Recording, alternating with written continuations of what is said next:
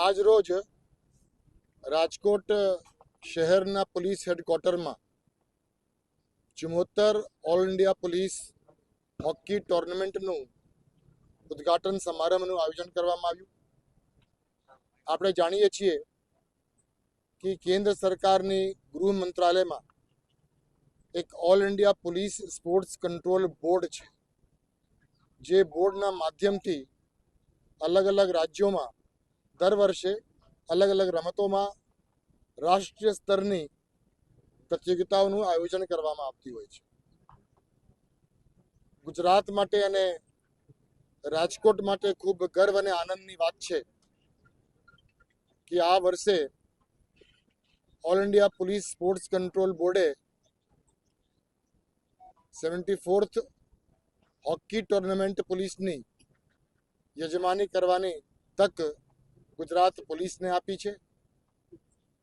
આજે આ ઉદ્ઘાટન સમારંભમાં અલગ અલગ રાજ્યોના અને અલગ અલગ કેન્દ્રીય પોલીસ બળોના પુરુષોની 24 ટીમ અને મહિલાઓની 8 ટીમ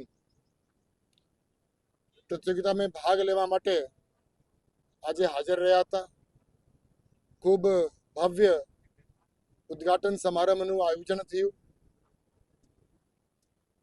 આપણા દેશમાં હોકીની એક ખૂબ ગૌરવશાળી પરંપરા રહી છે.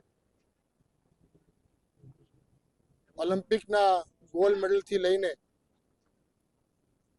આ પરંપરાને જાળવી રાખવા માટે પોલીસના જવાનો પણ હોકીના રમતમાં ખૂબ ઉત્સાહથી રમતા હોય છે અને ભાગ લેતા હોય છે. દેશમાં હોકીની જે ગૌરવશાળી પરંપરા છે, એની સાથે સાથે યુનિફોર્મ્ડ સર્વિસીસમાં રમત ગમતની પણ એક ગૌરવશાળી પરંપરા રહેલી છે. એ રાજ્ય સ્તર હોય કે રાષ્ટ્રીય સ્તર હોય, પરંતુ યુનિફોર્મ સર્વિસીસ પોલીસ પર્સનલ છે, એ લોકો રમતમાં, ખેલમાં પ્રતિયોગિતાઓનું આયોજન કરતા હોય છે અને ખૂબ ઉત્સાહથી ભાગ લેતા હોય છે. એને કારણ છે કે જે કોર પોલીસિંગ વેલ્યુઝ છે, એકબીજા સાથે સંકલન, એકબીજા સાથે કોઓર્ડિનેશન, એકબીજા સાથે કોઓપરેશન, એકબીજા સાથે અન્ડરસ્ટેન્ડિંગ, એ પોલીસિંગની જે કોર વેલ્યુઝ છે, એ જ કોર વેલ્યુઝ અલગ અલગ સ્પોર્ટ્સમાં, અલગ અલગ રમતમાં પણ જોવા મળે છે. એટલે પોલીસ જેવી બળમાં રમત ગમતનું જો આ પરંપરા છે, એ કોર પોલીસિંગ વેલ્યુઝ સાથે સંકળાયેલી બાબત છે.